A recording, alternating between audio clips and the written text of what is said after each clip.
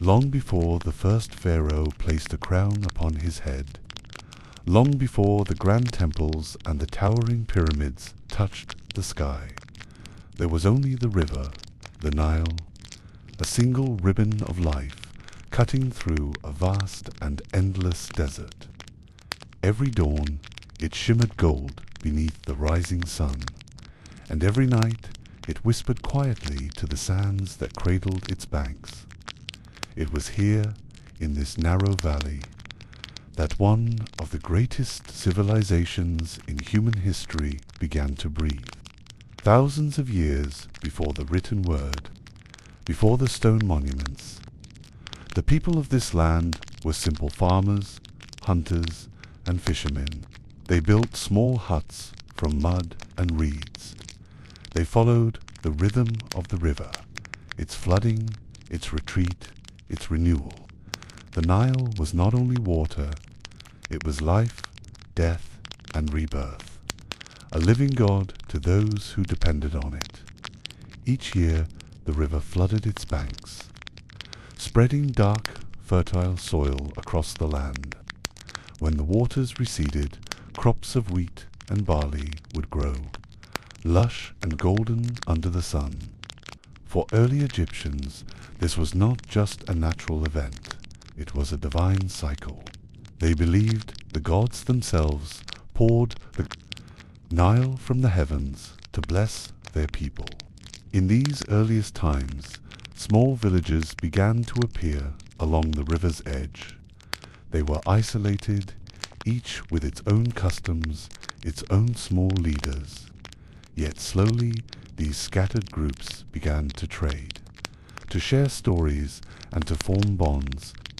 Over centuries, two distinct regions emerged: Upper Egypt in the south, where the river carved through narrow cliffs, and Lower Egypt in the north, where it spread into a wide delta opening to the Mediterranean Sea. These were the two lands, two worlds connected by one river.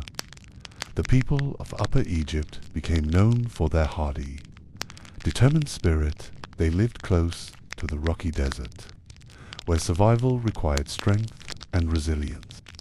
Meanwhile, in the fertile delta of Lower Egypt, people built thriving villages surrounded by wetlands, fishing grounds, and abundant crops, though separated by hundreds of miles.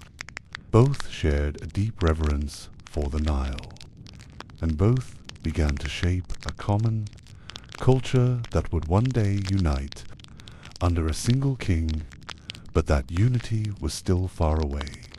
Before the age of the Pharaohs, before the first dynasty, Egypt was a mosaic of tribes and chiefs.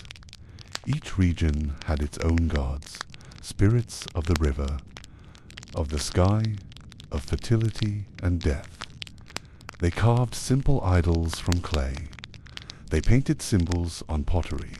Some of these symbols would later evolve into the first hieroglyphs. Around 5000 BC, the people of Egypt began to shift from nomadic life to permanent farming settlements. They learned to tame the floodwaters using simple irrigation canals. They domesticated animals, cattle, goats, and donkeys, and slowly they built the foundation for civilization.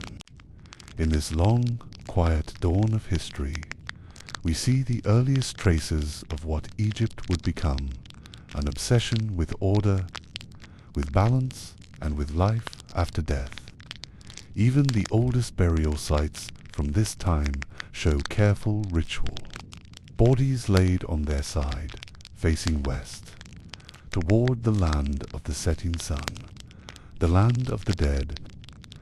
Death was never an ending for the ancient Egyptians. It was simply a continuation, another journey beyond the horizon. And so they began to prepare the dead with care. They placed food, pottery, and small treasures in the graves to aid the soul in the afterlife.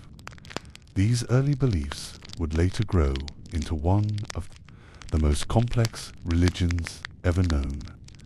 As centuries passed, contact with neighboring regions, the deserts of Libya to the west, Nubia to the south, and the lands of Canaan to the northeast brought new ideas and materials.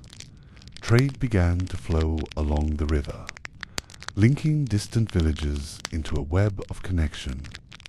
Copper tools appeared. Pottery became more refined.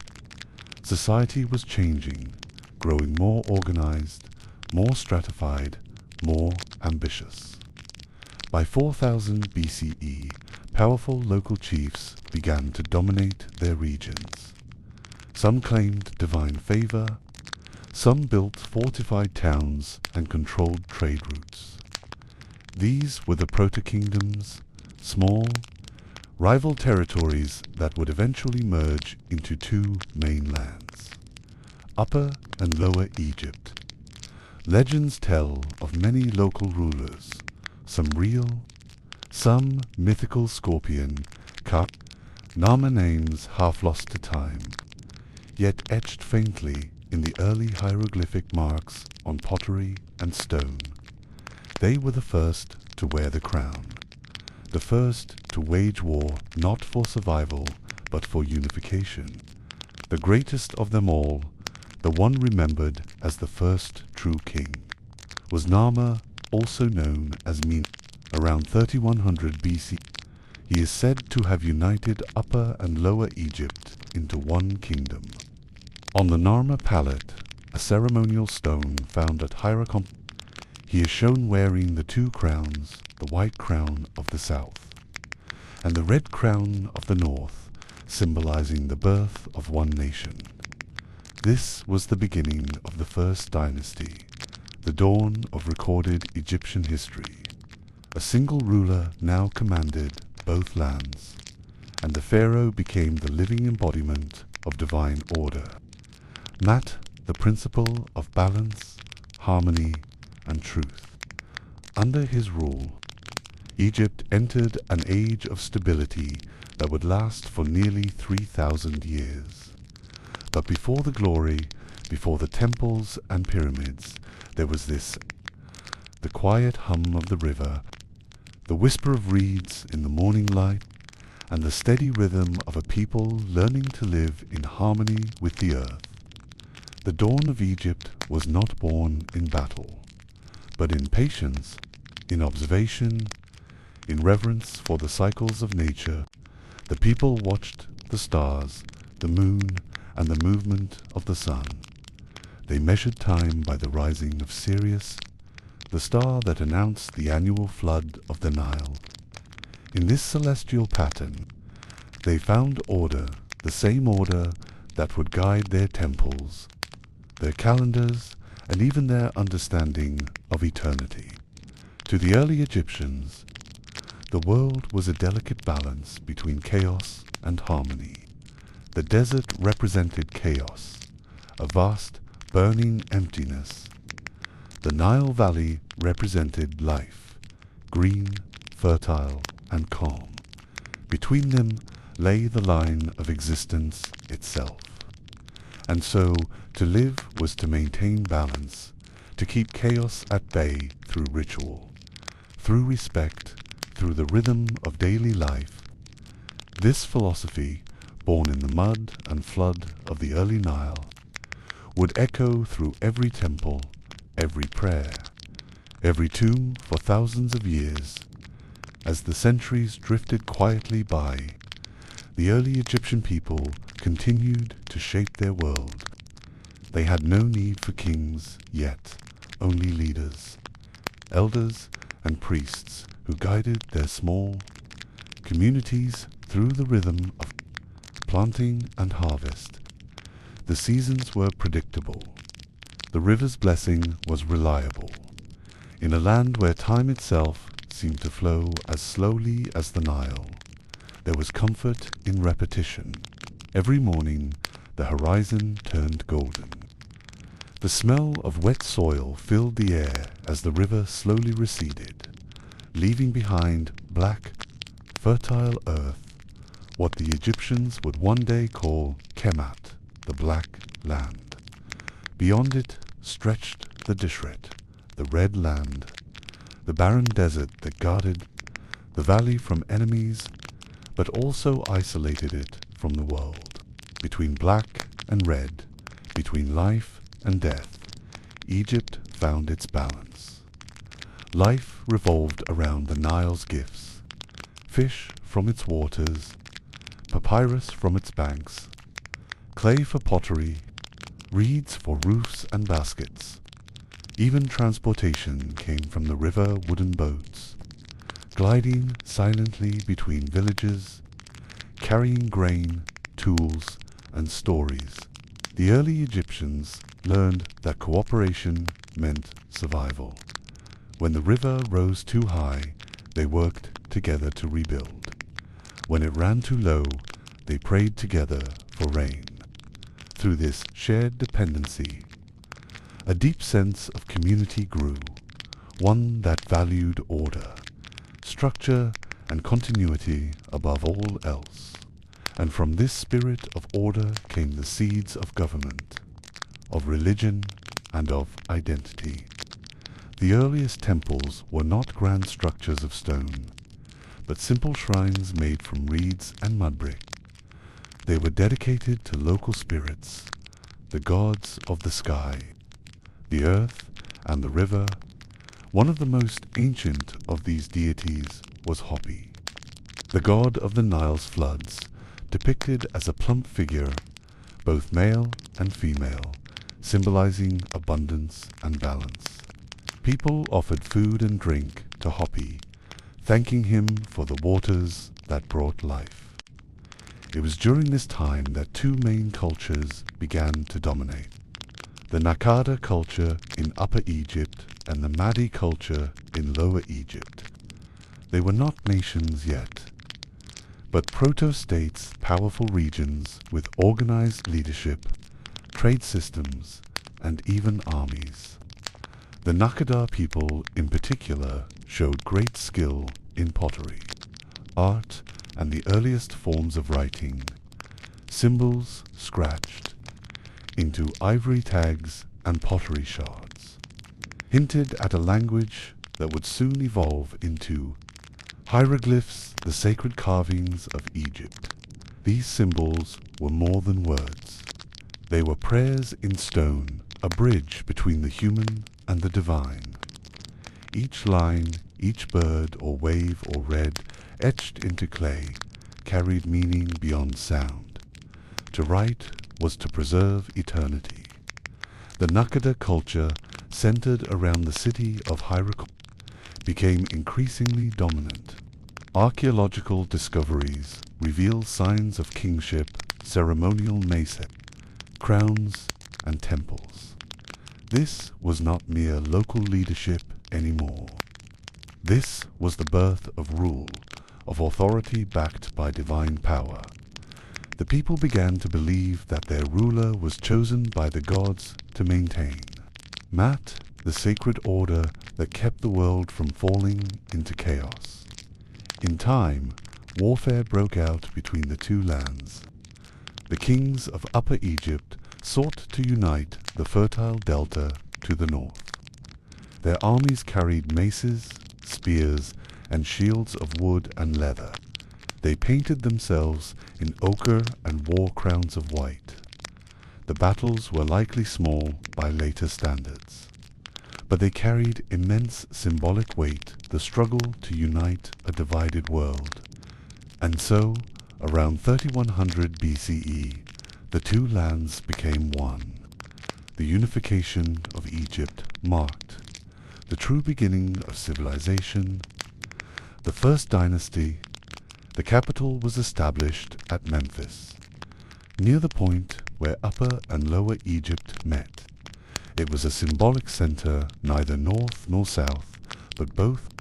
The king, now called Pharaoh, wore a double crown, representing his dominion over both lands. He was not merely a ruler. He was a god on earth, the living Horus, destined to uphold Mat for all eternity. From this unification, order spread, records began to be kept, laws were established, taxes collected, labor organized to build temples and monuments that honored both gods and kings. The once scattered villages along the Nile now moved in harmony under a single will. The Age of Kings had begun, and yet, even as Egypt entered history, it still carried within it the quiet wisdom of its dawn, the understanding that life was fragile, that order was precious, and that every sunrise was a gift from the gods. This belief, born from thousands of years of watching the river rise and fall, would shape the Egyptian soul forever. The pharaoh was not a tyrant, but a symbol of stability. When he ruled justly, the Nile would flood as it should. The crops would grow, and peace would reign. But if chaos entered his heart, if mat was broken, the land itself would suffer. Thus, to rule Egypt was not simply to command, it was to carry the balance of the universe upon one's shoulders. Over the next centuries, Egypt would flourish. The art of writing would grow. Temples would rise from mud brick to limestone, and the humble tombs of chiefs would evolve into the magnificent pyramids of kings. But in this first chapter, the dawn before the glory, we find the soul of Egypt at its purest. A people bound by a river, a land balanced between life and death, a faith born from gratitude, rhythm, and endless patience. They did not yet know the names of Ra, or Isis, or Osiris. They did not yet build pyramids or carve their kings in stone. But they had already discovered something eternal, the sacred order that connects all things. And in the stillness of that ancient land, beneath the endless desert sky, the Nile whispered softly, and Egypt was born. With the unification of Upper and Lower Egypt, a new era began. The river flowed as it always had, silent and steady, carrying life to the fertile lands along its banks. But now, along the Nile, a new order emerged. A single ruler, the pharaoh, commanded loyalty from both lands, embodying divine authority and earthly power. The pharaoh was more than a king. He was the living Horus, a god walking among men. His role was sacred, to maintain Mat, the balance of the universe. When he ruled justly, the Nile would flood, the crops would grow, and peace would reign. If chaos entered his heart, the land itself would suffer. During the Old Kingdom, which began around 2686 BCE, this divine kingship became more structured. The pharaoh was at the top of a complex hierarchy. Beneath him were nobles, priests, and officials who administered the regions, collected taxes, and oversaw labor. Farmers tilled the land, craftsmen shaped stone and clay, and soldiers protected the borders. All were bound by a shared duty to uphold the order that kept Egypt alive. It was also during this age that the Egyptians began building the monuments that would define their civilization. The step pyramid of Djoser at Saqqara, designed by the architect Imhotep, was the first monumental stone structure. It rose layer upon layer, a stairway to the heavens, symbolizing the pharaoh's journey to join the gods after death. This pyramid was not merely a tomb. It was a statement of faith, power, and eternal life. Soon after, the great pyramids of Giza were conceived. Khufu and Menkaure, pharaohs of the 4th dynasty, commissioned the construction of these enormous tombs. Millions of workers, artisans, and laborers toiled for decades. moving massive limestone blocks across the desert, carving statues, and lining corridors with precision. The pyramids were more than burial places. They were cosmic machines, aligning perfectly with stars and cardinal points, reflecting the Egyptians' obsession with order, eternity, and the divine. Life in the villages continued quietly, unaffected by the grandeur of the pharaohs above. Farmers planted wheat and barley along the Nile banks. Fishermen cast nets into the calm waters. Potters shaped clay into vessels for storing grain, water, and wine. Children learned the ways of the river, the rituals of daily life, and the stories of gods who controlled every aspect of existence.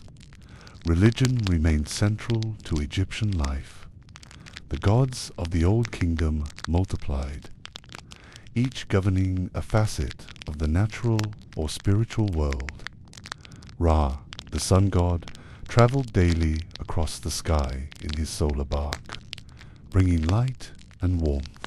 Horus, the falcon-headed god, watched over the pharaoh, a symbol of kingship and protection. Osiris, the god of the afterlife, promised immortality to those who lived according to Mat. The preparation for death became more elaborate during this period. The wealthy were mummified, wrapped meticulously in linen, their organs stored separately in canopic jars. Graves were filled with food, jewelry, and amulets, a provision for the soul's journey beyond the living world. Even simple tombs carried offerings and inscriptions, reflecting a culture that deeply revered the eternal. Art and architecture flourished. Reliefs on temple walls depicted daily life, plowing fields, harvesting grain, fishing along the Nile, and celebrating festivals. Statues immortalized pharaohs in idealized form, serene and powerful, eyes gazing eternally into the distance. Hieroglyphic writing became more sophisticated, recording events, laws, and prayers, ensuring that memory would outlast fleeting life. Trade expanded along the Nile and beyond. Copper, gold, and precious stones arrived from Nubia and the Sinai. Lapis lazuli traveled from distant lands, bringing rare color for jewelry and ceremonial objects.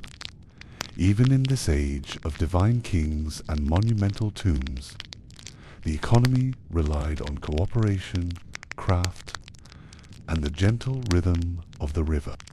However, the Old Kingdom was not without challenges.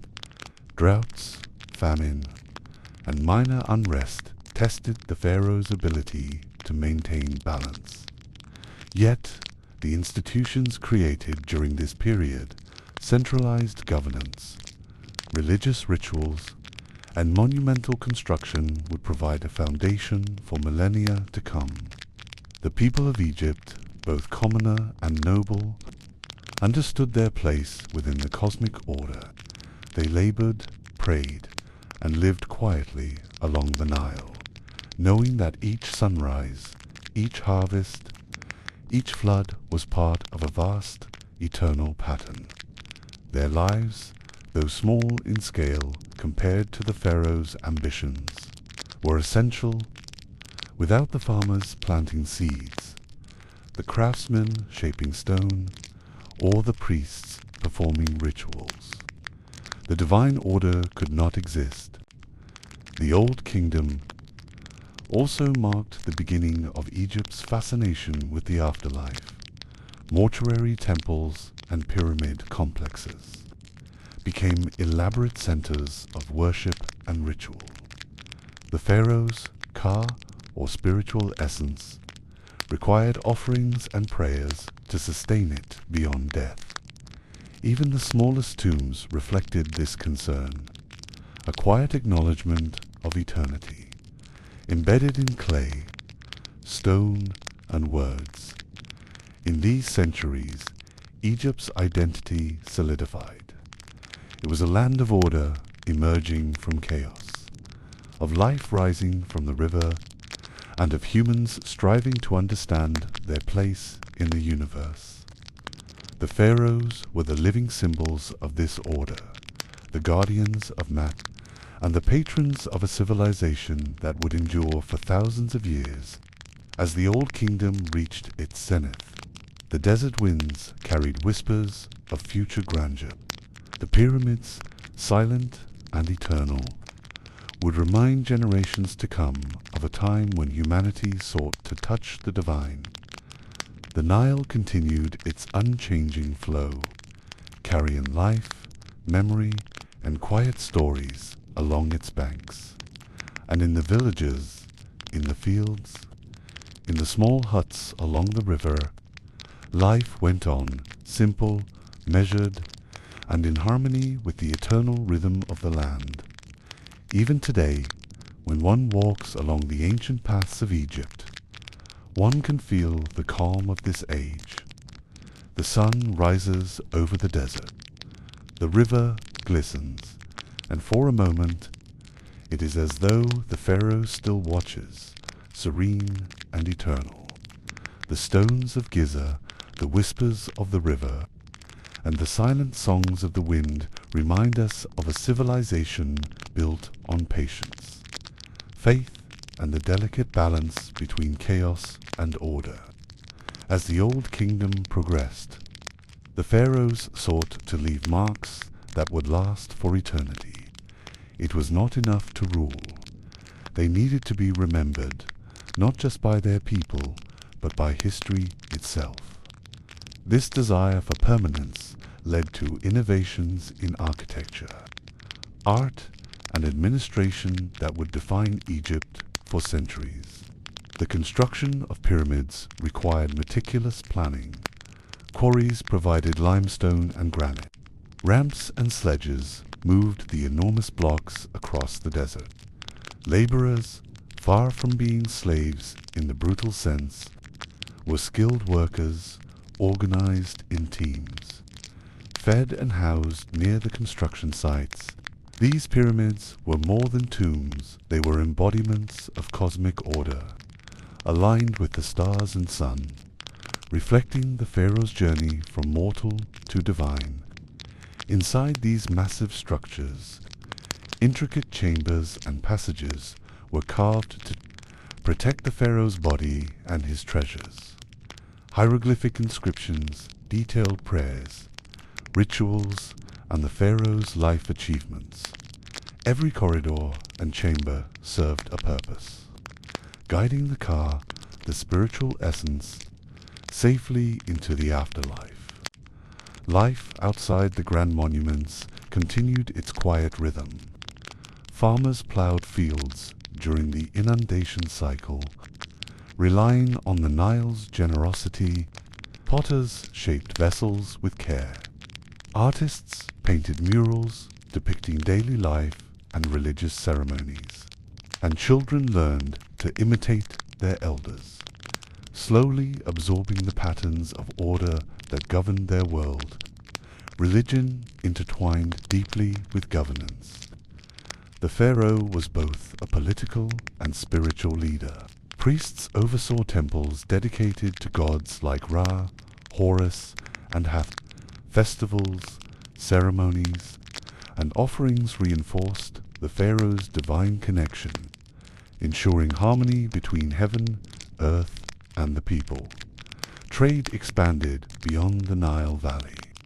Ships carried grain, papyrus, and crafted goods down, reaching the Mediterranean and Red Sea. The Egyptians imported cedar from Lebanon, copper from Sinai, and lapis lazuli from distant lands. These interactions enriched culture and material wealth, while maintaining a focus on stability and order. Art became increasingly symbolic. Statues and reliefs followed strict conventions, emphasizing idealized forms over individual realism. This was not a lack of creativity, but a reflection of the society's value for eternal order and consistency. Each image, each symbol, was a link in the chain connecting mortal life to the divine cosmos. The Old Kingdom also developed administrative systems that supported the pharaoh's ambitions. Officials kept records on papyrus, organized labor for monumental projects, collected taxes in grain, and managed trade networks. This bureaucracy, though rudimentary by modern standards, ensured that the civilization functioned smoothly, sustaining both the pharaoh and the people. However, this age of order was delicate.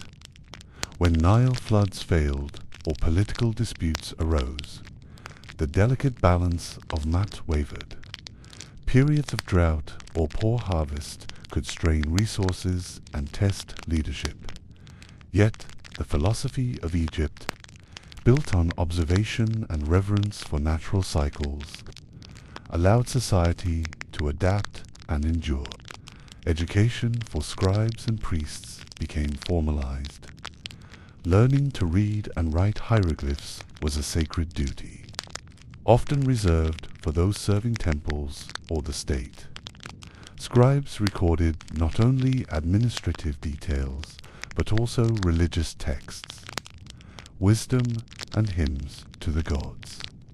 Through their careful work, knowledge was preserved for generations, contributing to Egypt's remarkable continuity. As the Old Kingdom neared its end, small signs of strain appeared. Provincial leaders gained more power, and disputes over succession occasionally arose. Yet the legacy of the Old Kingdom endured. Its monuments, art, and cultural structures laid the foundation for Egypt's enduring civilization. Even in the simplest villages along the Nile, the principles of the Old Kingdom, order, reverence, and harmony with the river guided daily life. Fishermen, potters, and farmers performed their tasks with quiet dedication, their lives intertwined with the rhythms of nature and the unseen presence of divine authority. The pharaohs of this age, though long gone, left an indelible mark. Their tombs, statues, and temples spoke not only of personal ambition, but of a civilization's understanding of time, order, and eternity. The Nile continued its unchanging flow, carrying life, stories, and memory along its banks, a silent witness to the civilization it nourished. The Old Kingdom's pyramids stood as eternal reminders of human aspiration. Even today, their massive stones whisper tales of a people who sought to connect earth and sky, life and afterlife, mortality and divinity. Every sunrise over Giza echoes the quiet determination of those who lived millennia ago, shaping a world built on balance, faith, and patience. Even as the Great Pyramids towered above the desert, life in Egypt remained deeply connected to the natural world. The Nile dictated the rhythm of every activity, from planting and harvesting to religious observances and festivals. Farmers depended on its waters.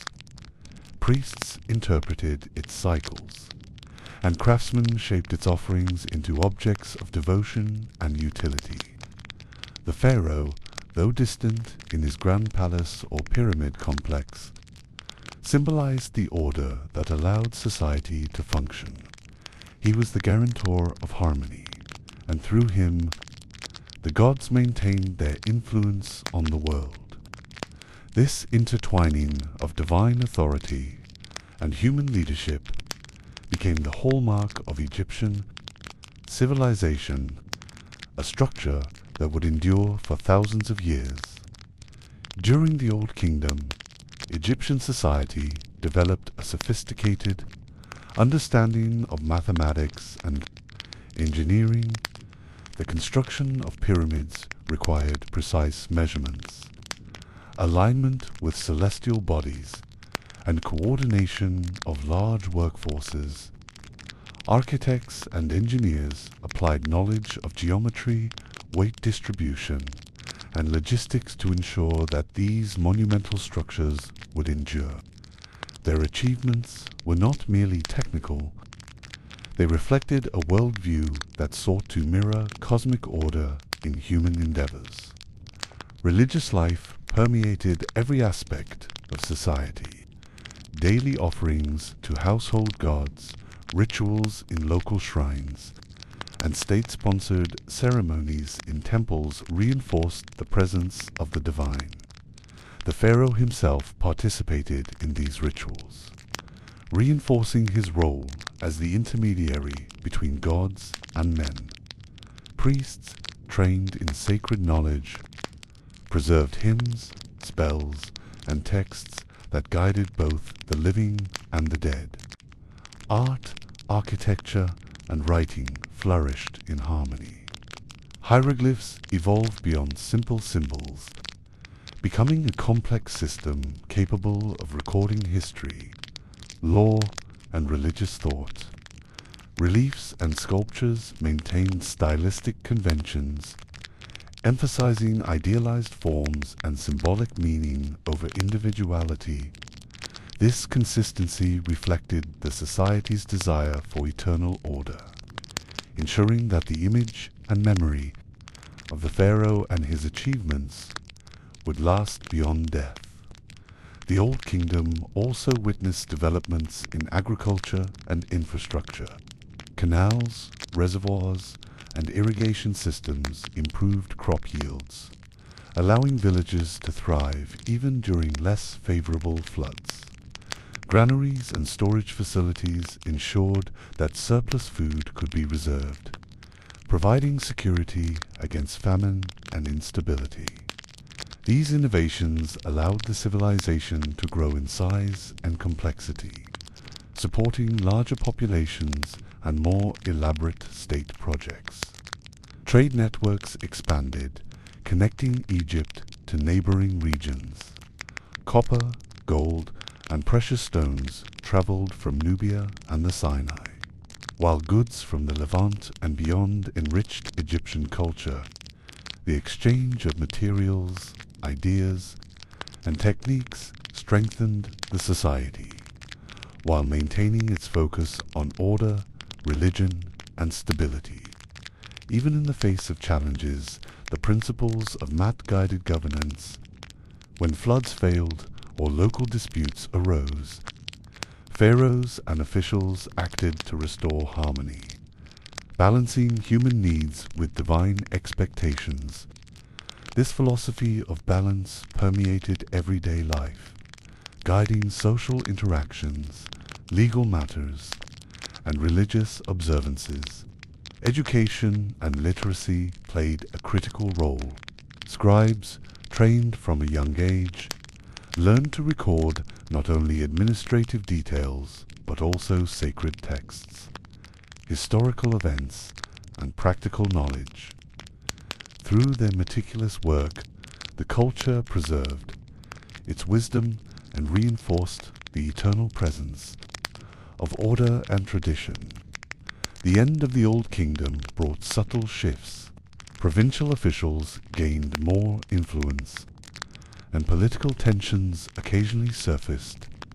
Yet, the accomplishments of this period, monumental architecture, religious codification, administrative systems, and cultural identity provided a foundation for future generations. By the time the Old Kingdom faded, Egypt had become a civilization defined by balance, order, and reverence for the divine. The lessons of this era were embedded in the land, the river, and the people, even as dynasties rose and fell. The principles established during the Old Kingdom guided rulers, priests, and commoners alike. The pyramids remained silent witnesses to human aspiration, casting long shadows across the desert and reminding all who beheld them of the delicate balance between mortality and eternity. The Nile continued its unbroken journey, a constant presence in an ever-changing world, carrying life, memory, and quiet stories along its banks.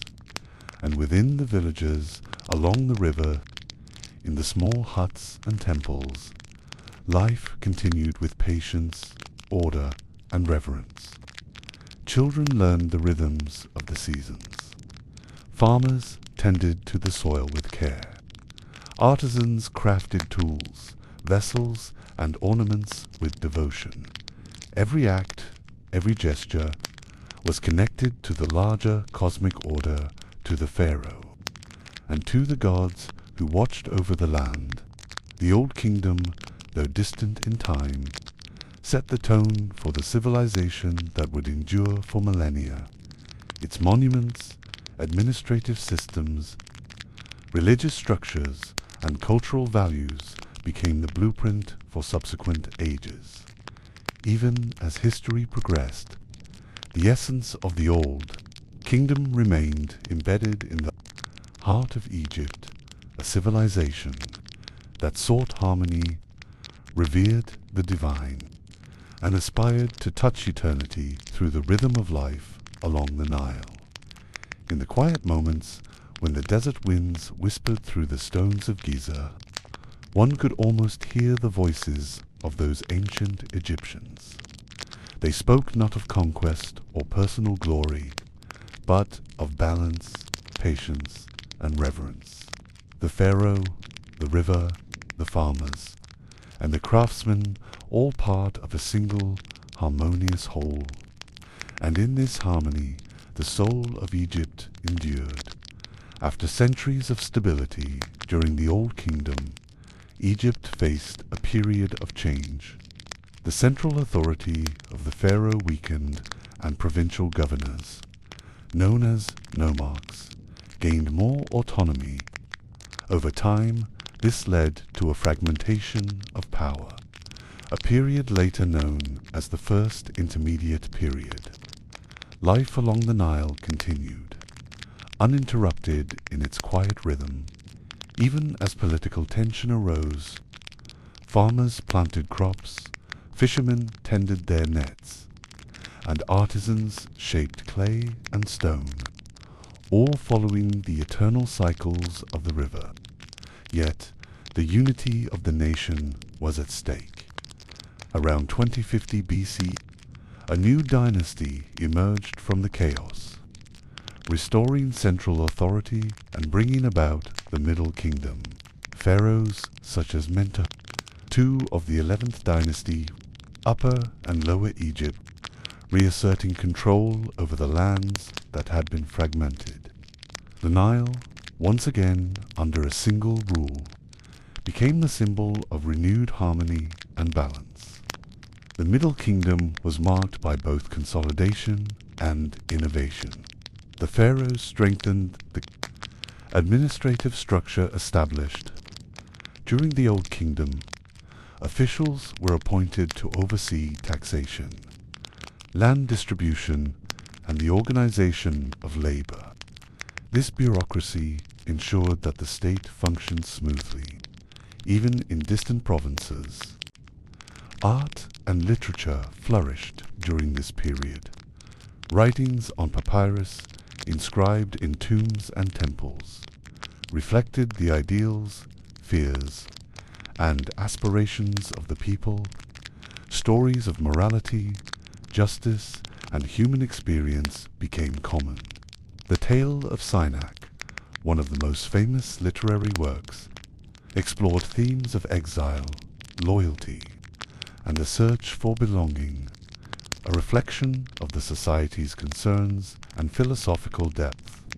Temples and tombs continued to be constructed, though on a smaller scale than the grand pyramids of the Old Kingdom. Mortuary temples honored pharaohs and gods alike, serving as centers of worship and administrative hubs. The Middle Kingdom emphasized practical governance and social welfare alongside religious devotion. Egypt's influence began to extend beyond the Nile Valley. Expeditions traveled into Nubia, securing gold, ivory, and exotic goods. Trade networks reached the eastern Mediterranean, introducing new ideas and materials to the Nile civilization. This period also saw increased military organization, with well-equipped soldiers maintaining security along borders and trade routes. Agriculture remained the backbone of society. Irrigation systems were expanded, and granaries ensured that surplus harvests could be stored and distributed. Villagers lived in quiet harmony with the river, observing festivals, rituals, and the cycles of nature. Even in times of political change, the rhythm of daily life persisted, steady as the flow of the Nile. Pharaohs of the Middle Kingdom were considered shepherds of their people. They were expected to uphold justice, provide for the citizens, and maintain harmony between the divine and mortal realms. Religious practices continued to be central, with devotion to gods like Amon, Ra, Osiris, and Hath. Temples were carefully maintained. Priests performed rituals, and offerings ensured the favor of the deities. The Middle Kingdom also emphasized education and literacy. Scribes and scholars were trained to record administrative, legal, and religious matters. Schools prepared young men to serve in government, temples, and other essential roles. Through written records, knowledge and culture were preserved, ensuring continuity across generations. Despite the stability, challenges remained: droughts, disease, and local uprisings occasionally tested the pharaohs' ability to maintain balance. Yet, the principles of mat order, harmony, and justice guided responses to these difficulties. The philosophy of balance, deeply embedded in Egyptian culture, allowed the civilization to endure and thrive. Art from this period reflected both realism and idealization. Sculptures depicted pharaohs as serene and powerful, while reliefs illustrated everyday life, religious rituals, and the achievements of rulers. Colors were carefully chosen, and symbolic elements conveyed meaning beyond mere representation. Through these works, the Egyptians preserved their vision of order, eternity, and connection to the divine. Even in quiet villages far from the pharaoh's palace, life reflected the principles of this age. Children learned the ways of farming, crafting, and ritual. Families observed festivals and ceremonies that reinforced communal bonds. The river continued its patient journey, bringing life and memory along its banks. The Middle Kingdom demonstrated that civilization is not only built through monuments or conquest. It is nurtured through governance, culture, education, and adherence to a philosophy that values balance and harmony. Egypt's people understood that their lives, however small in scale, were integral to the eternal pattern that the pharaoh represented. And so, under the calm gaze of the Nile, Egypt continued its quiet journey through history. The Middle Kingdom became a testament to resilience, wisdom, and the enduring power of order, setting the stage for future greatness in the New Kingdom and beyond. The Middle Kingdom was also a period of thoughtful innovation. While the grand pyramids of the Old Kingdom had faded from focus, Egyptians still sought to honor the pharaohs and the gods with impressive construction. Temples became more elaborate, adorned with reliefs, inscriptions, and statuary.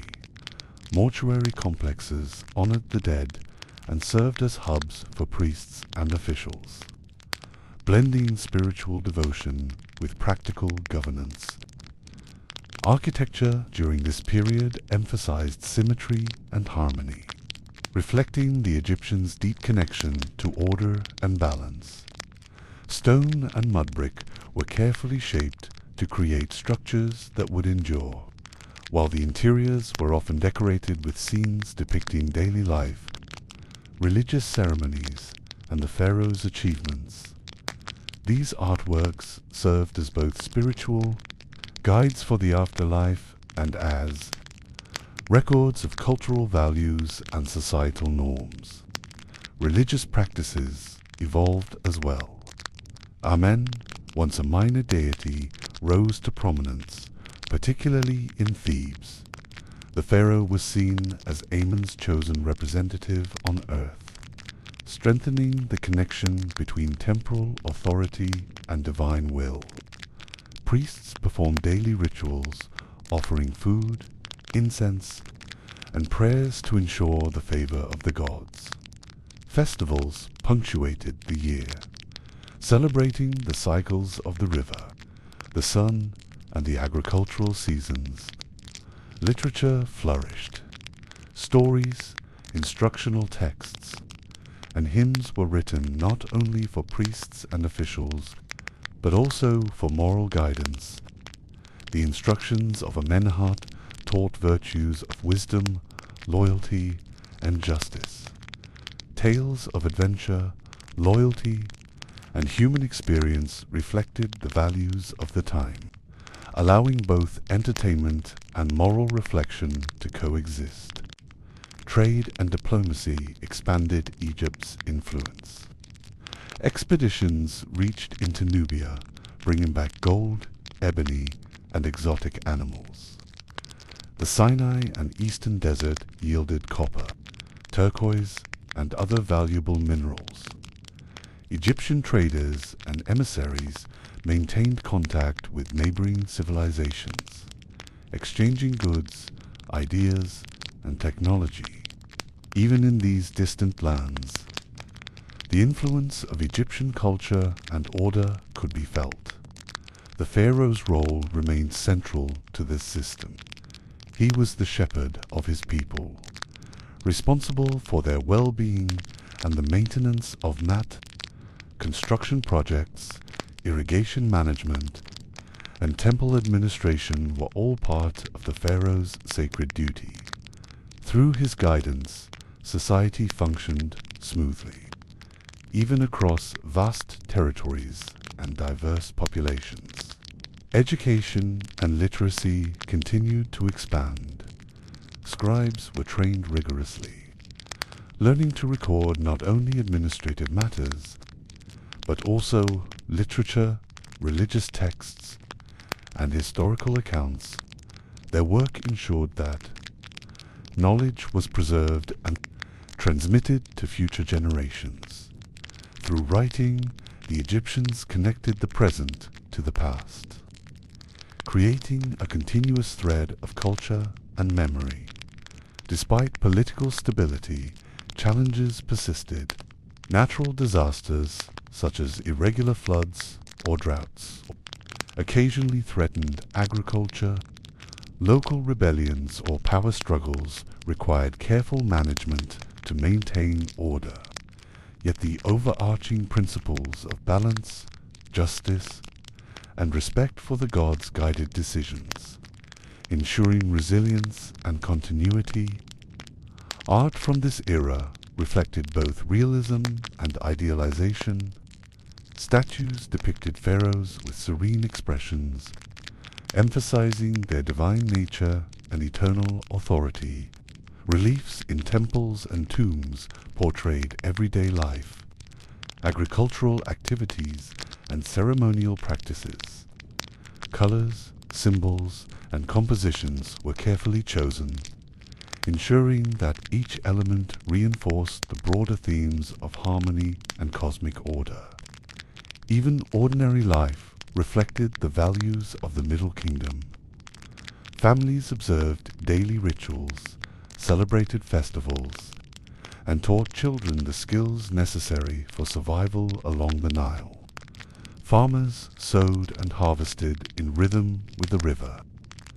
Artisans crafted goods for both use and ritual, and priests maintained the sacred knowledge passed down through generations. The Middle Kingdom's achievements laid the groundwork for Egypt's later Golden Age. Its focus on education, literature, religion, and administration provided stability and continuity. The civilization's understanding of balance, justice, and harmony was further refined, ensuring that future generations would inherit a strong cultural and spiritual foundation. The Middle Kingdom's achievements laid the groundwork for Egypt's later Golden Age. Its focus on education, literature, religion, and administration provided stability and continuity. The civilization's understanding of balance, justice, and harmony was further refined, ensuring that future generations would inherit a strong cultural and spiritual foundation. And so, life along the Nile continued its steady, unbroken rhythm.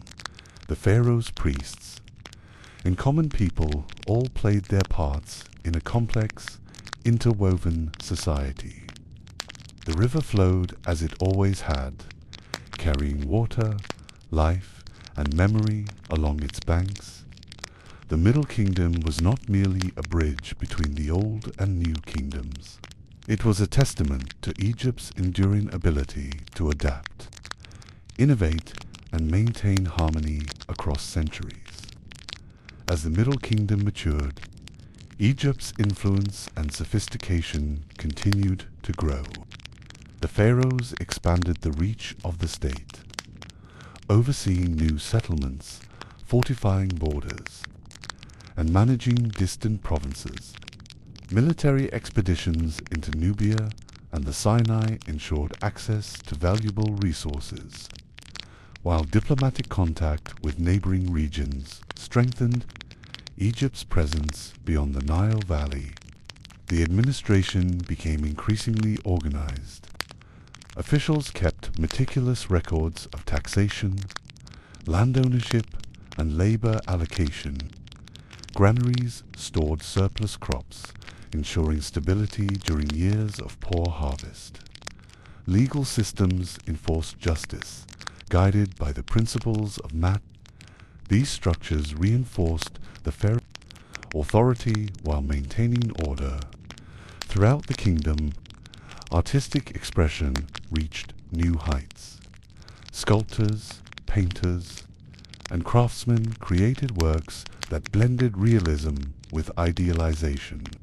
Reliefs depicted agricultural labor, religious ceremonies, and royal achievements, while statues immortalized pharaohs, priests, and nobles in stone. These creations were not mere decoration. They were a visual reflection of Egypt's philosophy, eternal, orderly, and deeply symbolic. Literature continued to flourish. The Egyptians recorded tales of morality, loyalty, and the human experience, teaching lessons that guided individuals and rulers alike. The story of the eloquent peasant illustrated the importance of justice and ethical conduct. Texts were inscribed on papyrus, tombs, and temple walls, preserving culture, wisdom, and societal ideals for future generations. Religion remained central to Egyptian life. The pharaoh was both a temporal leader and a divine representative. Temples dedicated to gods such as Amen, Ra, and Osiris flourished, serving as centers for worship, learning, and administration. Priests performed daily rituals, offering food, incense, and prayers to maintain harmony between the divine and mortal realms. Festivals celebrated the cycles of the sun, the Nile, and agricultural seasons, strengthening communal bonds and reinforcing cultural identity. Education and literacy were highly valued. Scribes underwent rigorous training, mastering hieroglyphs and administrative procedures. Through their work, records of events, governance, religious practices, and literature were preserved. Knowledge flowed from temple to temple, from master to apprentice, ensuring continuity and stability across generations. Despite the prosperity, challenges persisted. Environmental fluctuations, such as irregular Nile floods, tested agricultural output and social stability. Local unrest occasionally required military intervention or diplomatic negotiation. Yet, the principles of math, deeply embedded in Egyptian society, guided leaders in maintaining balance and harmony. The Middle Kingdom emphasized both practical governance and spiritual devotion. Public works, irrigation projects, and defensive structures improved daily life, while temples and rituals connected the people to the divine. Even ordinary villagers participated in these rhythms, observing festivals, tending to crops, and learning the customs and wisdom passed down through generations. This era also saw the refinement of mortuary practices. Pharaohs and nobles were buried in elaborately decorated tombs, often within rock-cut complexes or mud-brick structures. Bodies were mummified with care, and tombs included inscriptions and offerings to ensure safe passage into the afterlife. Every detail reflected the Egyptians' belief in eternal life and the importance of maintaining cosmic order even beyond death. Trade and cultural exchange continued to flourish. Exotic materials such as gold, ivory, and semi-precious stones enriched Egyptian art, jewelry, and ritual items. Knowledge of metallurgy, ceramics, and craftsmanship spread, while contact with other cultures introduced new ideas and techniques. Egypt became a hub of civilization, integrating resources, culture, and spirituality into a cohesive whole. The pharaohs of the Middle Kingdom were remembered as guardians of the people, protectors of order and patrons of culture. Their reigns established continuity, stability, and respect for tradition, while also allowing innovation and expansion. This balance ensured that Egypt remained resilient, adaptable, and culturally vibrant. Even in the quietest villages, far from the pharaoh's palace, the people lived by the values of this age. Fishermen cast nets in the calm river, farmers tilled the fertile soil, and children learned the ways of their ancestors. The river flowed steadily, uniting communities, sustaining life, and connecting the past with the present. Every action, every ritual, every offering contributed to the enduring pattern of Egyptian civilization. The Middle Kingdom ultimately laid the foundation for Egypt's future grandeur. It bridged the lessons of the Old Kingdom with the innovations of the New Kingdom, preserving order, culture, and faith across centuries. Its achievements in governance, art, literature, religion, and daily life ensured the continuity of a civilization that would endure for millennia. As the sun rose and set over the Nile, the river continued its eternal journey.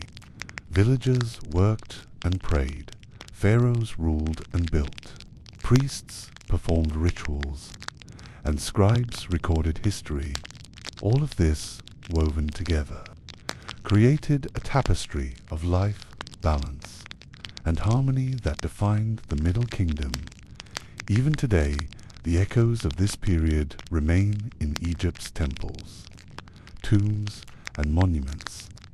They remind us of a civilization that understood the delicate balance between human ambition, divine order, and the natural world, and in the quiet flow of the Nile, one can still sense the calm, enduring spirit of a people who lived by patience, wisdom, and reverence the eternal essence of the Middle Kingdom.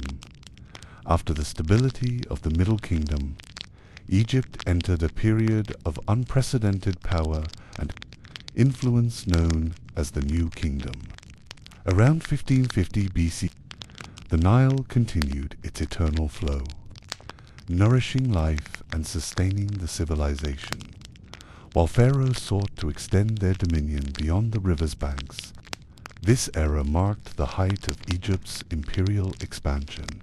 Pharaohs became warriors, diplomats, and builders, asserting control over Nubia to the south, the Levant to the northeast, and securing trade routes that brought wealth and resources to the kingdom.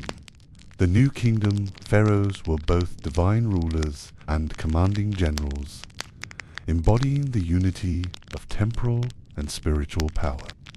Among the most famous rulers was Hatshepsut, a woman who became pharaoh and ruled with wisdom and skill. She commissioned magnificent temples at Deir el-Bahar, celebrated trade expeditions to Punt, and ensured that Egypt's wealth and culture flourished. Her reign exemplified innovation, diplomacy, and artistic achievement, while maintaining the sacred order of Maat. Following Hatshepsut, pharaohs like Thutmose III expanded Egypt's empire through military campaigns, securing territory, tribute, and influence across the Near East. Ramses II, known as Ramses the Great, would later solidify Egypt's reputation as a superpower, constructing monumental temples, statues, and fortresses. These pharaohs not only ruled, but also left lasting marks in stone and memory, ensuring their presence echoed through eternity. Temples during the New Kingdom reached new heights of grandeur. Structures like Karnak and Luxor became vast complexes, adorned with towering columns, statues, and reliefs depicting gods, pharaohs, and sacred rituals. These temples were centers of worship, administration, and culture, reflecting both divine devotion and political authority. Artistic expression flourished. Reliefs and paintings depicted military victories, religious ceremonies, daily life, and the pharaoh's divine nature. Colors, symbols, and proportion followed strict conventions, reinforcing ideals of balance, eternity, and cosmic order. Sculptors carved colossal statues that gazed eternally over temples and tombs, embodying the pharaoh's strength and divinity. Religion remained central to Egyptian life. Ra, Osiris, Isis, and Hathor were widely worshipped, and priesthoods grew in power and influence. Daily rituals, festivals, and offerings ensured harmony between the gods and humans, reinforcing the pharaoh's role as intermediary. Even ordinary villagers participated in observances, aligning their lives with the cycles of the river, sun, and seasons. The New Kingdom also emphasized literacy and education. Scribes recorded historical events, religious texts, and administrative matters with precision. Literature expanded, capturing stories, hymns, and wisdom that reflected societal values and ethical conduct. Through writing, knowledge was preserved and transmitted. Maintaining continuity across generations, trade and resource acquisition were crucial. Expeditions reached Nubia for gold and exotic goods, while traders connected Egypt to the Mediterranean and Near Eastern regions. This wealth fueled monumental construction, artistic innovation, and the prosperity of cities along the Nile. Despite Egypt's power, challenges remained. Border conflicts, internal unrest, and natural fluctuations tested the pharaoh's ability to maintain order. Yet the philosophy of Mat guided governance, ensuring that the balance between divine will, human ambition, and natural forces was preserved. Agriculture continued as the backbone of daily life. Farmers sowed, harvested, and maintained irrigation systems. Fishermen cast their nets. Artisans crafted goods for both utility and ritual. Even in times of war or monumental construction, the rhythm of the Nile remained a constant, grounding the civilization in patience, consistency, and life-giving water. Monumental tombs, such as those in the Valley of the Kings, reflected new approaches to death and the afterlife. Pharaohs and nobles were interred in rock-cut tombs, filled with treasures, inscriptions, and spells to guide their souls. Mummification was refined, ensuring preservation of the body, while elaborate rituals ensured safe passage into the eternal realm. The New Kingdom represents Egypt's zenith, a period of power, culture, art, and faith intertwined.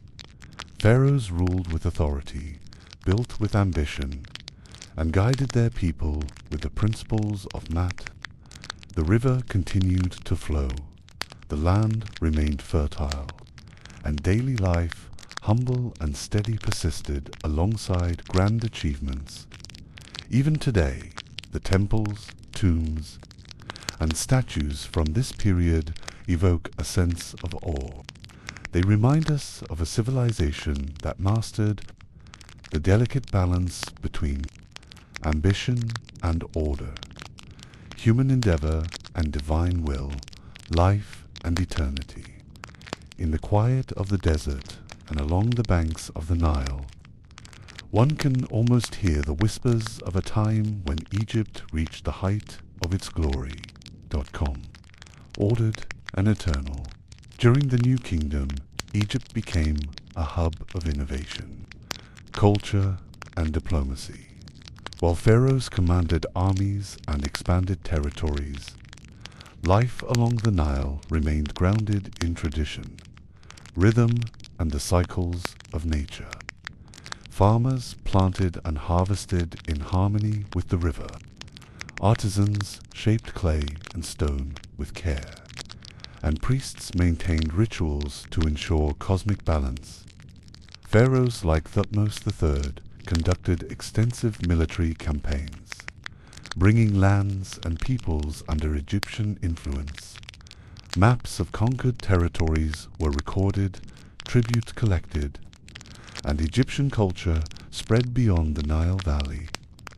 These conquests were not just acts of power, but also of administration, ensuring order and stability in newly controlled regions. Art and architecture reflected both ambition and reverence. Temples and monuments, carved from sandstone and limestone, soared toward the sky. Reliefs depicted pharaohs offering tribute to gods, victorious battles, and scenes of everyday life. Colors were carefully applied, while inscriptions preserved the memory of deeds and divine favor. Every artistic element carried meaning, connecting the mortal and eternal realms. Trade expanded significantly. Egypt imported cedar wood from Lebanon, lapis lazuli from Afghanistan, incense from Punt, and gold from Nubia. These resources fueled monumental building projects, crafted into statues, jewelry, ritual objects, and temple adornments. Even daily life in villages was enriched. Pottery, tools, and luxury items reflected this wider network of exchange. Religion remained deeply intertwined with governance. The pharaoh was the living embodiment of the god's will, maintaining harmony between heaven, earth, and the people. Priests performed daily rituals, offered sacrifices, and guided the populace in worship. Festivals celebrated the Nile, the sun, and agricultural cycles, reinforcing communal identity and spiritual connection. Education and literacy thrived. Scribes recorded administrative records, religious texts, and literary works. Instruction manuals, hymns, and stories preserved knowledge for future generations. The written word was seen as sacred, a bridge between mortal life and eternity. Even monumental projects relied on ordinary laborers. Farmers and artisans were organized into teams, housed near construction sites, and supported with food, tools, and resources. Their contributions ensured that the pharaoh's vision could be realized while sustaining social stability. This collaboration reflected the balance between authority and community, a core principle of math. The new kingdom also witnessed remarkable developments in mortuary practices. The Valley of the Kings became the burial site for pharaohs. Rock-cut tombs filled with treasures, inscriptions, and protective spells. Mummification techniques were refined, preserving bodies and securing spiritual continuity. Even ordinary citizens incorporated aspects of these practices, reflecting widespread belief in the afterlife. Artistic expression was not limited to temples and tombs. Jewelry, amulets, pottery, and small statues carried religious symbolism and aesthetic elegance. Craftsmanship reflected skill, patience, and devotion, ensuring that every creation contributed to both daily life and spiritual practice. Despite military campaigns and expansion, daily life retained a quiet continuity. Villagers observed festivals, tended crops, and fished along the Nile, living in harmony with nature. The river continued its unbroken flow, connecting communities and sustaining life, a timeless witness to human endeavor. The pharaohs of the new kingdom combined ambition with reverence. They built vast temples, led armies, and administered lands, yet their authority was always framed within religious and cultural norms. Through this balance, Egypt reached the height of its influence and prestige. Even in the present day, the legacy of the new kingdom endures. Monuments, temples, and inscriptions speak of a civilization that mastered balance between ambition and order, life and eternity, humanity and the divine, and along the eternal Nile, one can still sense the calm, patient rhythm that guided the people of Egypt, carrying them through a golden age of history, culture, and spiritual devotion. As the new kingdom progressed, Egypt's civilization matured into a remarkable synthesis of power, culture, and spirituality. Pharaohs continued to expand territory, while also ensuring that life along the Nile remained stable, organized, and prosperous. The river, ever steady, flowed past fields, villages, and cities, nurturing the people and connecting them to the eternal rhythm of the land. Ramses II, often called Ramses the Great, became one of the most celebrated pharaohs of this era. He reigned for over 6 decades, constructing colossal temples at Abu Simbel, erecting statues that gazed eternally across the desert, and securing Egypt's influence through diplomacy and military strength. His reign exemplified the new kingdom's combination of ambition, grandeur, and devotion to divine principles. Temples reached unprecedented scale and complexity.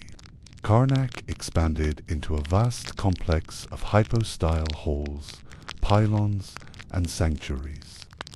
Each stone, relief, and column carried meaning, inscriptions recording Pharaoh's achievements, religious hymns, and offerings to gods. These spaces were both spiritual centers and symbols of authority, connecting humans to the divine and the eternal. Artistic innovation thrived alongside monumental construction. Reliefs depicted battles, ceremonial processions, and offerings to deities. Sculptures immortalized pharaohs, queens, and gods, combining realism with idealized form. Colors, proportion, and composition followed deliberate conventions, reflecting cosmic order and eternal principles. Every creation contributed to the culture's sense of balance, harmony, and permanence. Religion continued to shape every aspect of life. Priests performed rituals daily, ensuring that the god's favor remained with the pharaoh and the people. Festivals celebrated the cycles of the Nile, the sun, and agricultural seasons, strengthening social cohesion and spiritual connection. Even ordinary villagers participated in offerings and rituals, creating a web of devotion that spanned the entire kingdom. Education and literacy were highly valued. Scribes were trained in hieroglyphics, mathematics, astronomy, and administration. They recorded events, religious texts, and literature, preserving knowledge for future generations. Through writing, Egyptian culture maintained continuity and connected the present to the past, ensuring that wisdom, law, and tradition endured. Military organization was crucial for maintaining Egypt's empire. Fortresses protected borders, while well-trained armies enforced control over Nubia, the Levant, and other territories. Diplomacy complemented warfare with treaties, alliances, and trade, ensuring long-term stability and access to vital resources. These strategies reflected the pharaoh's dual role as both ruler and protector, balancing power with order. The daily lives of ordinary Egyptians continued alongside monumental achievements. Farmers worked fields, artisans crafted goods, and fishermen tended the river. Even as pharaohs led armies or constructed massive temples, the rhythm of everyday life persisted, grounded in the Nile's eternal flow. This continuity ensured that society remained resilient, stable, and harmonious. Mortuary practices evolved further during this period. Rock-cut tombs in the Valley of the Kings protected pharaohs' bodies, while inscriptions, offerings, and spells guided souls to the afterlife. Mummification techniques preserved bodies with remarkable skill, reflecting the Egyptians' belief in eternal life. Even commoners incorporated symbolic practices, linking daily life to spiritual continuity. Trade and cultural exchange continued to enrich Egypt. Gold from Nubia, cedar from Lebanon, and exotic goods from punt-fueled prosperity. while artisans transformed these materials into objects of beauty and ritual significance. This exchange reinforced Egypt's status as a center of civilization, connecting it to distant lands while maintaining a uniquely Egyptian identity. The New Kingdom represents the pinnacle of Egypt's ancient civilization. Pharaohs ruled with authority, oversaw grand construction, and expanded territories, all while grounding their society in the principles of mat balance, justice, and harmony. Art, literature, religion, and daily life coexisted in a complex yet orderly system that sustained the civilization for centuries. Even today, the legacy of the New Kingdom remains palpable. Monuments, temples, and tombs stand as eternal witnesses to human ambition guided by wisdom and reverence. The Nile continues its patient flow, whispering tales of pharaohs, priests, artisans, and villagers who shaped a civilization that understood the delicate balance between mortality, divinity, and eternity. The New Kingdom, with its grandeur and discipline, serves as a reminder that history is not only measured by conquests or monuments, but by the enduring harmony between people, their beliefs, and the world they inhabit. And in the quiet calm of the Nile's eternal rhythm, one can still sense the timeless essence of Egypt, powerful, ordered, and serene. After the grandeur of the New Kingdom, Egypt entered a period of gradual change known as the Late Period. Beginning around 664 BCE, the Nile continued its unbroken flow, providing life to fields, villages, and cities, even as foreign powers began to cast their eyes upon Egypt. This era saw both revival and challenge. Pharaohs sought to restore Egypt's glory after centuries of internal instability and previous foreign domination. Art, religion, and architecture experienced a renaissance, drawing inspiration from the traditions of the Old, Middle, and New Kingdoms. Yet, the presence of foreign invaders, Assyrians, Persians, and eventually Greeks, marked this period as one of both resilience and vulnerability.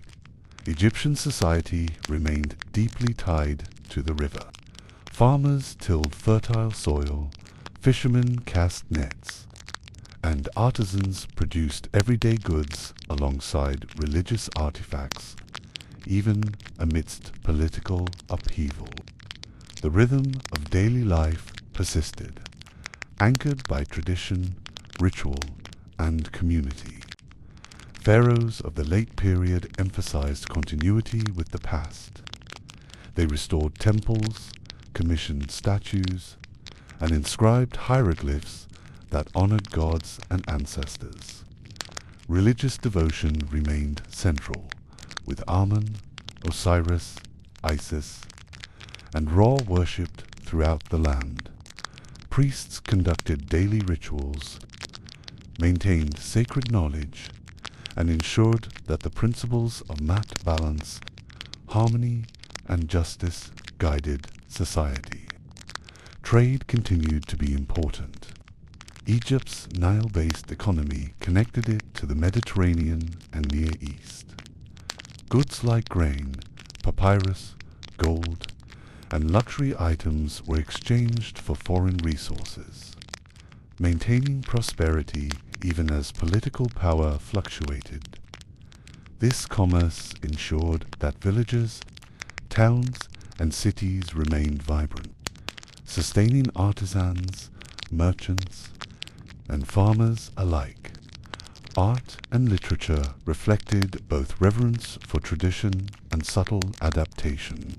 Temples and tombs were decorated with classical motifs, Hieroglyphs recorded religious texts and historical events, and literature continued to explore morality, loyalty, and the human condition. Even in smaller towns, craftsmen produced pottery, jewelry, and small statues that echoed the artistry of earlier eras.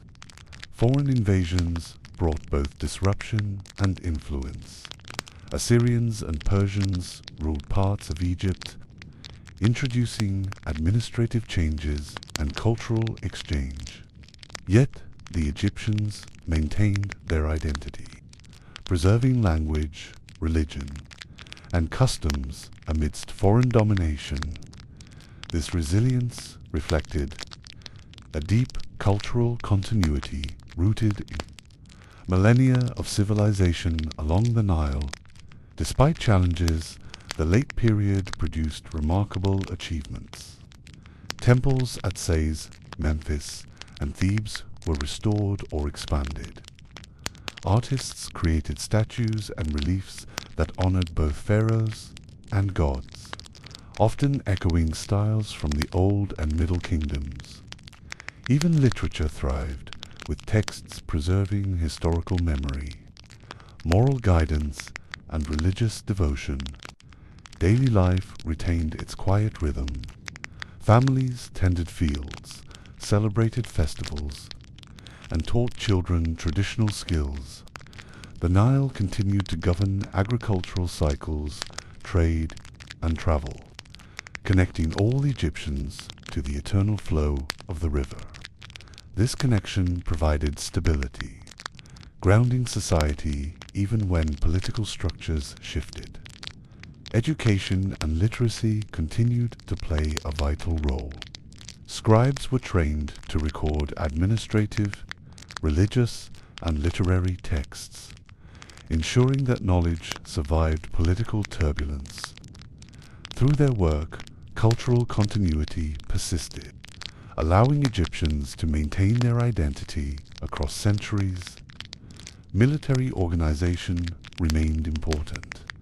Egyptian forces defended borders, controlled internal unrest, and sometimes served foreign rulers.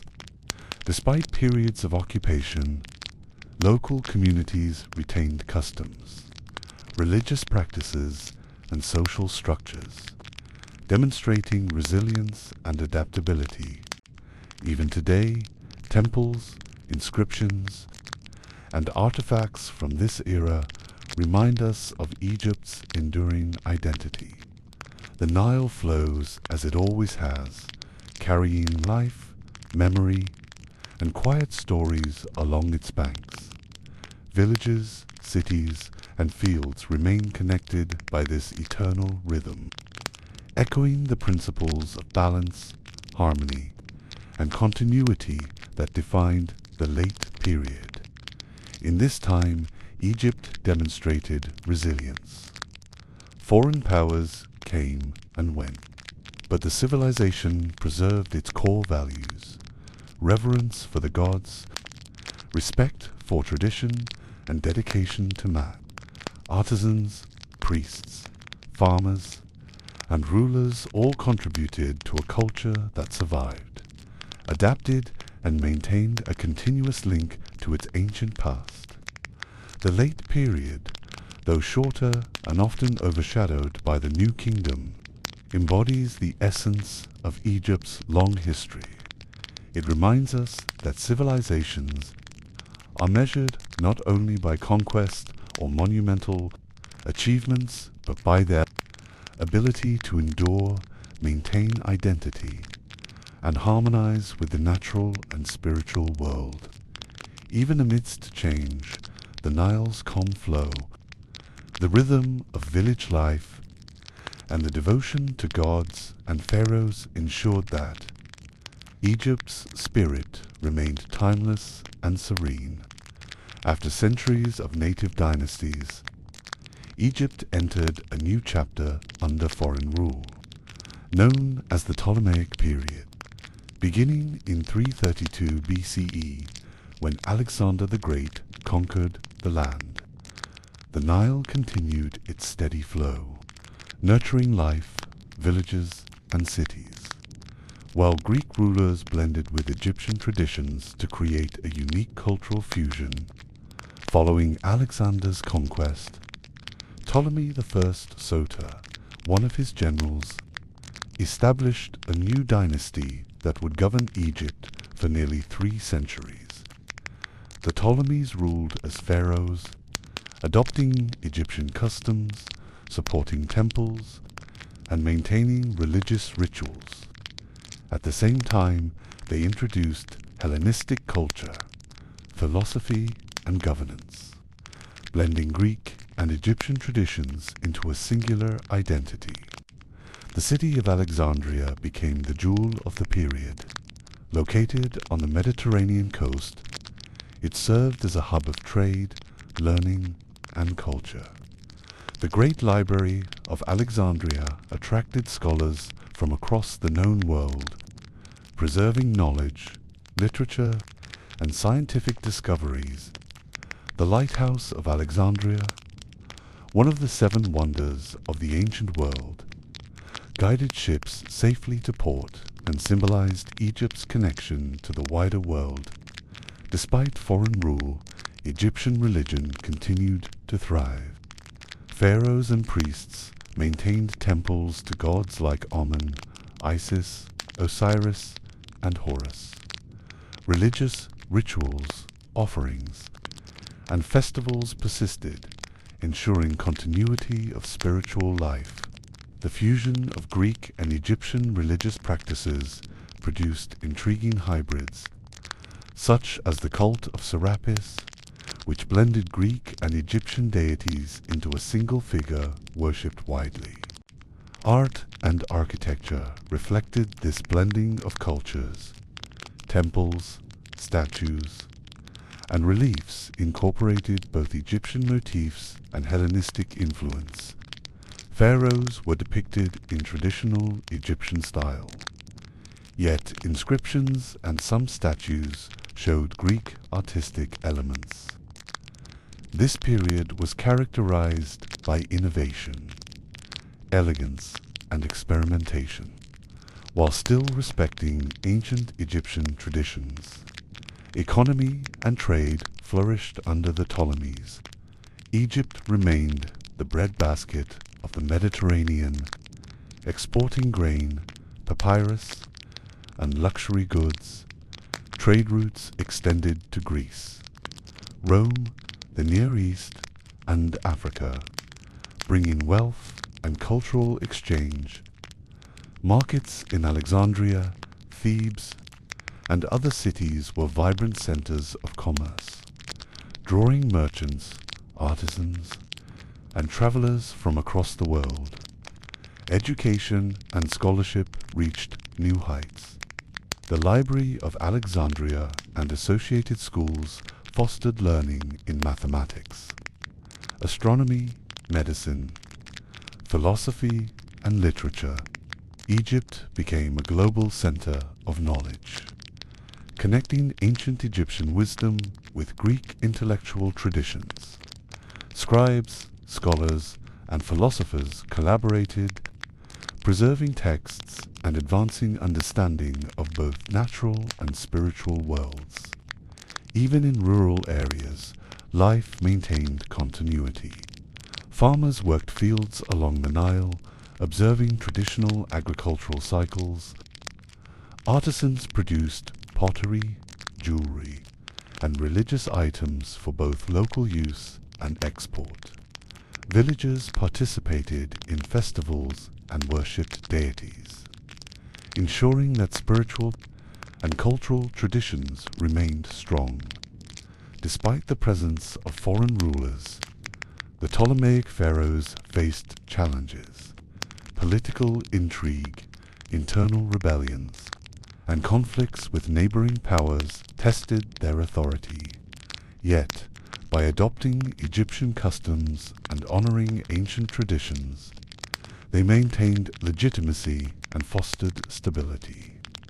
This careful balance between foreign influence and local tradition allowed Egypt to flourish in art, culture, and governance. Military forces were organized to defend the kingdom and secure trade routes. Naval power in Alexandria protected maritime commerce, while fortified cities along the Nile safeguarded the population. The combination of Greek military strategies and Egyptian knowledge of the land ensured resilience and security. The late Ptolemaic period eventually brought increasing pressure from the expanding Roman Empire. Despite this, the legacy of the Ptolemies endured in culture, art, and architecture. Alexandria remained a center of learning, while temples, inscriptions, and monuments preserved the identity of Egyptian civilization. When the last of the Ptolemies fell, Egypt entered a new chapter, the era of Roman rule beginning in 30 BC. The death of Queen Cleopatra VII, the last pharaoh of Egypt, marked the end of thousands of years of dynastic reign. Yet even under Roman dominion, the essence of Egypt endured, quietly flowing like the Nile itself, steady, patient, and eternal. The Romans admired Egypt deeply. They saw its temples, monuments, and ancient wisdom as treasures of a civilization older than their own. For them, Egypt was both a province and a wonder, a land of mystery, abundance, and sacred power. Though governed now from afar, its heartbeat remained local, its rhythm defined by the cycles of the river and the devotion of its people. The Nile continued to sustain life as it always had. Each year, its gentle flooding brought renewal, feeding crops and ensuring prosperity. Farmers rose with the sun, tending to wheat, barley, and flax. Fishermen cast their nets in quiet waters, while merchants loaded boats that drifted toward Alexandria, laden with grain, papyrus, and goods for trade. Egypt became the breadbasket of the Roman Empire. Its fertile lands supplied grain that fed distant cities. Rome itself depended on Egyptian harvests to survive. In return, Roman merchants and officials brought wealth, coins, and goods into the region. This exchange kept Egypt vital to the empire's economy, linking it to the Mediterranean world. The city of Alexandria flourished as one of the great urban centers of antiquity. It remained a hub of learning, trade, and culture. The Library of Alexandria continued to influence scholars, though much of its original collection was lost over time. Philosophers, scientists, and mathematicians gathered there, bridging Greek, Roman, and Egyptian knowledge. The city was alive with diversity. Egyptians, Greeks, Jews, and Romans lived side by side, their languages, beliefs, and traditions blending into a unique mosaic of civilization. Roman rule brought changes to administration and society. Governors, appointed by the emperor, oversaw taxation, trade, and security. Roman soldiers were stationed throughout the land, guarding borders and ensuring order. Yet, the local traditions of Egypt, its temples, rituals, and crafts persisted quietly beneath the surface of imperial power. Temples dedicated to ancient gods continued to receive offerings. Priests carried out rituals as they had for millennia, preserving the essence of Egyptian spirituality. Religion during Roman Egypt was complex and deeply intertwined. Traditional deities such as Isis and Osiris remained beloved, even spreading beyond Egypt's borders. The cult of Isis became one of the most popular faiths in the Roman world, worshipped from Britain to Syria. Her temples, rituals, and imagery carried Egypt's spiritual influence across the empire. In this way, Egypt subtly shaped the spiritual life of Rome. Even as it existed under Roman rule, art and architecture reflected the blending of styles. Temples combined Egyptian motifs with Roman design. Sculptures and reliefs depicted emperors dressed as pharaohs, emphasizing continuity between the old divine kingship and the new imperial authority. Inscriptions were written in both hieroglyphic and Greek scripts, symbolizing a cultural bridge between civilizations. Daily life for most Egyptians remained much the same. Villagers still farmed, fished, and worshipped their gods. Markets buzzed with trade, pottery, textiles, spices, and tools exchanged hands beneath the sun. Families passed down traditions, songs, and crafts, ensuring that the essence of Egyptian identity lived on through each generation. Education and scholarship thrived in Alexandria. Schools taught mathematics, medicine, and philosophy. Astronomers charted the stars from the city Isiop. Doctors studied anatomy and healing. Inspired by both Greek science and ancient Egyptian medicine, the pursuit of knowledge remained sacred, a continuation of Egypt's long devotion to learning and wisdom. Even under foreign rule, Egypt maintained its quiet dignity. The people adapted to Roman governance without losing their cultural core. Festivals honoring ancient gods continued. Processions moved along the river, and music filled the air during seasonal celebrations. The rhythm of life was unchanged. The same sun, the same river, the same eternal sky. Over time, however, change deepened. Christianity began to spread across the Roman world.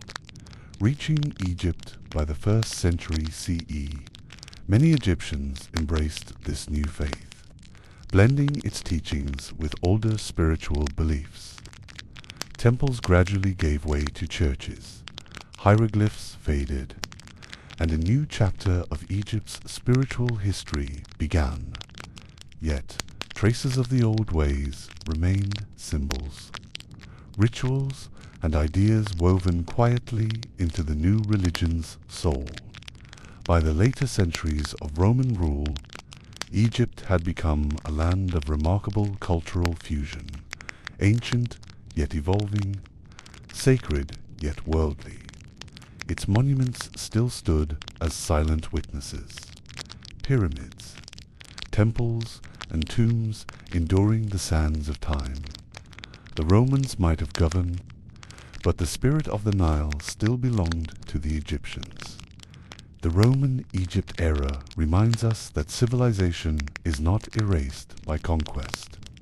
It transforms, adapts, and survives. Through every empire and ruler, Egypt's essence remained constant. The rivers flow, the people's devotion, and their timeless connection to the eternal.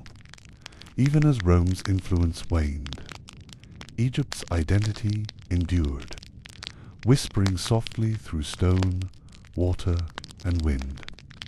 In the calm of the night, if one listens closely, the Nile still seems to tell the same story of pharaohs and emperors, of priests and poets, of harvest and flood, of time unending.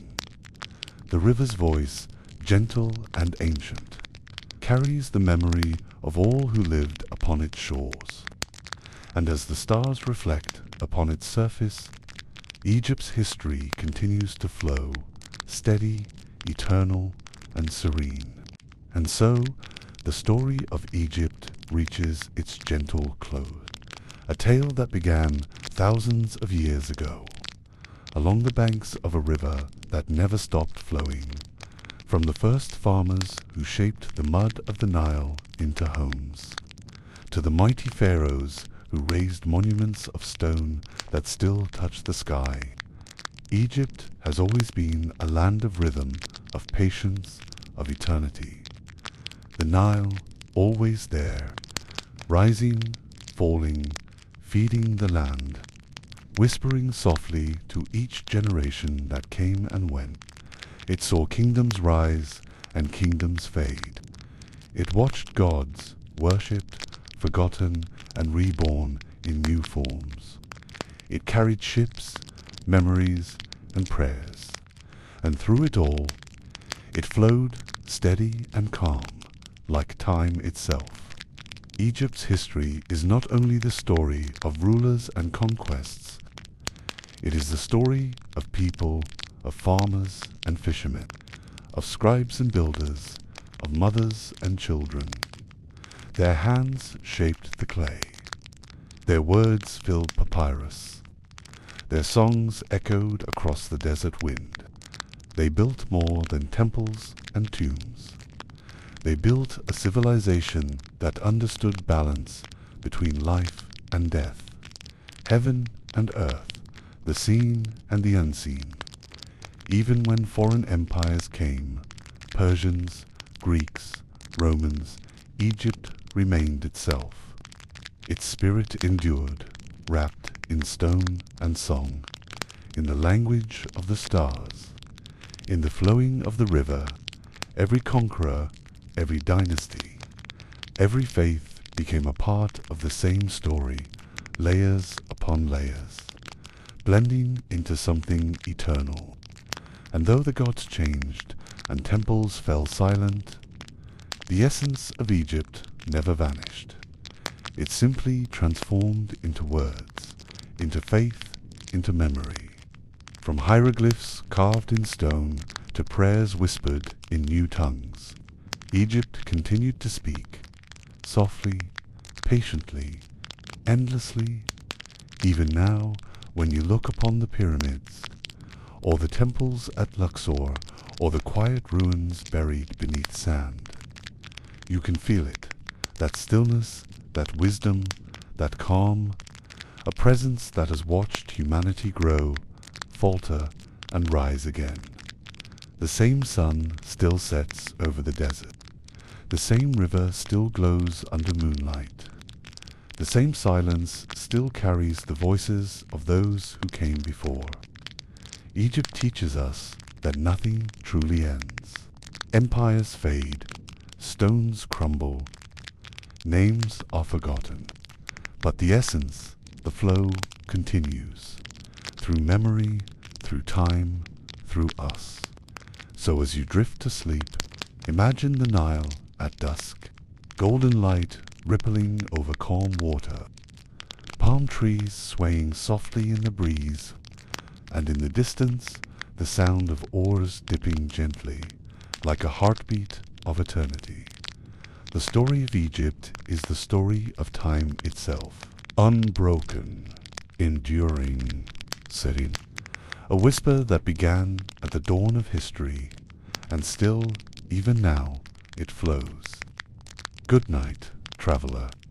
May your dreams wander along the river's edge, where history sleeps and the Nile never ends.